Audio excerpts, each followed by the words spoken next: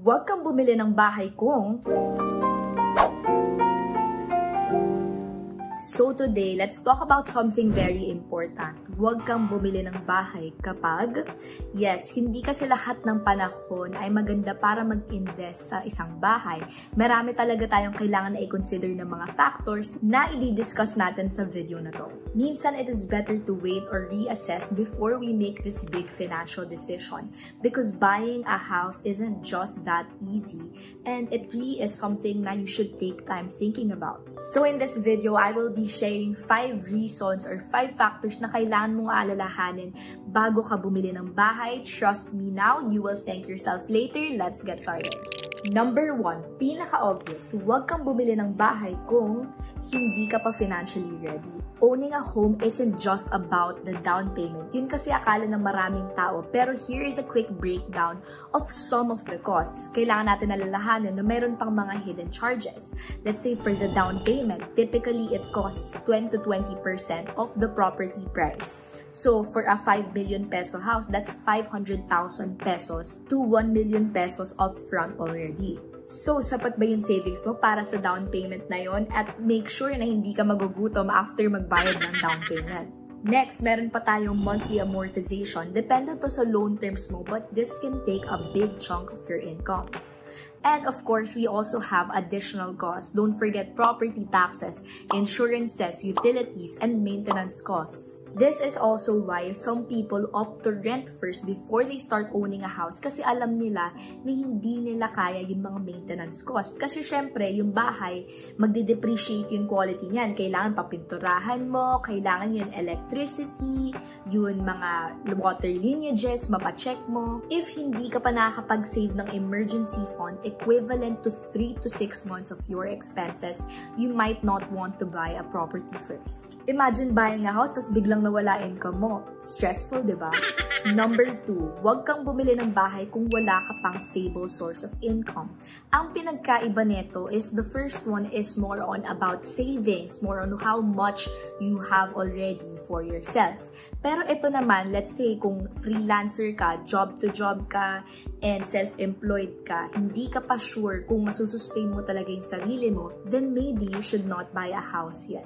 Another bonus is if you are going to take a loan from the bank, banks and lenders want to see consistent income before they approve your loan. Experts actually suggest that your housing cost should be no more than 30 to 40% of your income. So if you are still building your income or your career, let's try to save muna and make sure that we are stable before we actually buy a property. Let's say kumikita ka ng 50,000 pesos a month but your monthly amortization is 30,000 pesos a month. Then wala ka nang matitira for your other expenses. This is why stability is key. And number 3, huwag kang bumili ng bahay kung hindi mo pa naiintindihan ang mga real estate trends. Timing is everything, lalo na sa real estate. For example, during a buyer's market, mas maraming supply ang housing kesa sa demand, kaya mas mababa yung prices. While sa seller's market, mataas ang demand, kaya mas mahal ang mga properties. So, kailangan alam mo kung kailan ka papasok sa market. So, you could be talking to your realtor or your agent. Just make sure that you get good advice bago ka pumasok sa real estate market. Alam nyo ba na noong pandemic, mas maraming properties ang naibenta dahil sa economic uncertainty. And dahil sa economic uncertainty, bumaba ang prices ng real estate. So if you had waited for the right time, nakakakuha ka na sana ng mas magandang deal. Number 4, huwag kang bumili ng bahay kung hindi ka sigurado sa location. Location is one of the biggest factors in real estate. Not only does it affect your lifestyle, pero ina-affect niya rin yung resale value ng bahay mo in the future. So here are a few things to consider: proximity to work, accessibility to public transport, safety and security of the area, future developments. May isang client ako who rushed into buying a property dahil mura, pero hindi nila nakita that that property is actually prone to flooding. They ended up spending so much on repairs, on maintenance, because they were not able to foresee that situation. So make sure na aralin nyo muna yung location kung bibili kayo ng bahay. Number 5, huwag kang bumili ng bahay kung hindi mo pa kayang mag-commit. Yes, commitment is not just about relationships, it can also translate into real estate. This is because buying a home is not just a financial decision, it is a lifestyle decision. Owning a home means taking responsibility of maintenance, of taxes, staying in one place for such a long time.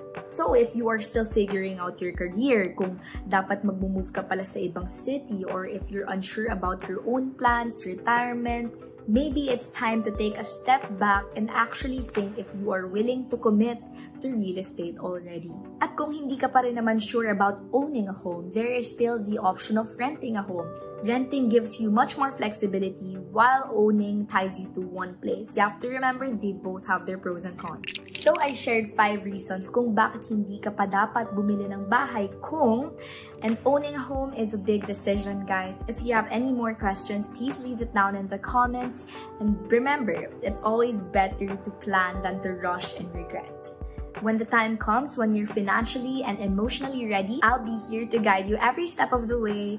And of course, if you guys have any real estate inquiries, we have homes for rent and for sale. So send us a DM on Facebook, Instagram, and here is our Viber number.